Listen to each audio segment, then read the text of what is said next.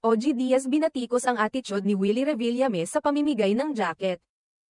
Naglabas ng opinyon si OG Diaz, isang kilalang personalidad sa showbiz, tungkol sa isang viral video ni Willie Revillame habang nangangampanya para sa kanyang kandidatura bilang senador.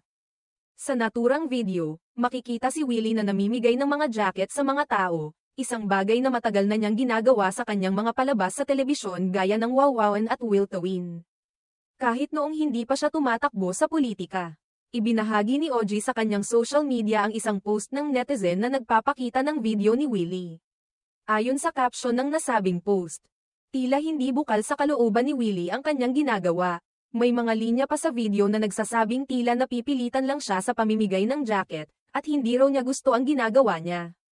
Sa naturang video, mapapansin na may kausap si Willie sa isang tao sa gitna ng pamimigay niya ng jacket. Ayon sa ilang nakapanood, tila sinasaway niya ang taong iyon o may nais ipabatid sa seryosong paraan. Nagbigay ng reaksyon si OG sa pamamagitan ng isang mahabang caption sa kanyang Facebook post. Aniya, mahalagang maging maingat ang isang kandidato sa kanyang asal habang nangangampanya, lalo na't maraming mata at kamera ang nakatutok. Dagdag pa niya, hindi maganda ang magpakita ng pag-init ng ulo lalo na sa gitna ng kampanya kung saan mahalaga ang pagdadala ng sarili sa publiko. Dapat aware ang kandidato sa kanyang behavior pag nangangampanya. Lalo na't ang daming nakatutok na camera sa iyo.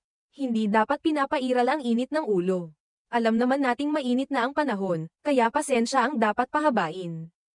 Paano tayo iboboto niyan kung nakakalimutan nating ngumiti man lang kahit hindi na magbigay ng jacket, anang OG.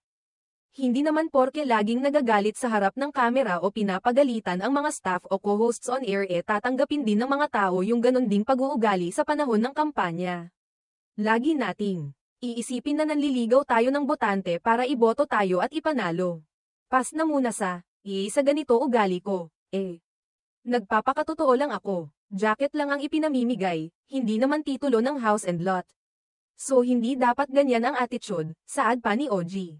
Tinukoy din niya ang mas malalim na isyu sa likod ng kilos ng isang kandidato. Ayon sa kanya, hindi sapat na ay dailan ang pagiging totoo kung may mga ugali na hindi akma sa inaasahan mula sa isang pinuno. Binigyang diin niya na kahit jacket lang ang ipinamimigay. Hindi ito dahilan upang mawalan ng tamang pakikitungo sa tao. Hindi ito parang titulo ng bahay o lupa na may mabigat na responsibilidad, jacket lang ito.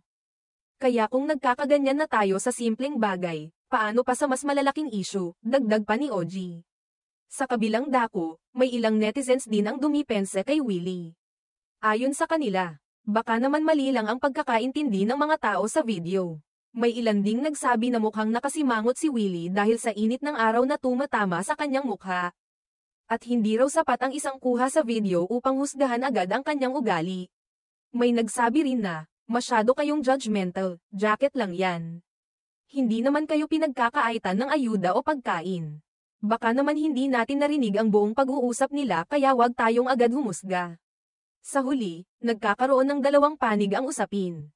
Ang mga naniniwalang hindi naging maganda ang inasal ni Willie, at ang mga nagtanggol sa kanya na baka raw hindi lang ito naunawaan ng tama. Muli, pinapaalala ng isyong ito na sa larangan ng politika.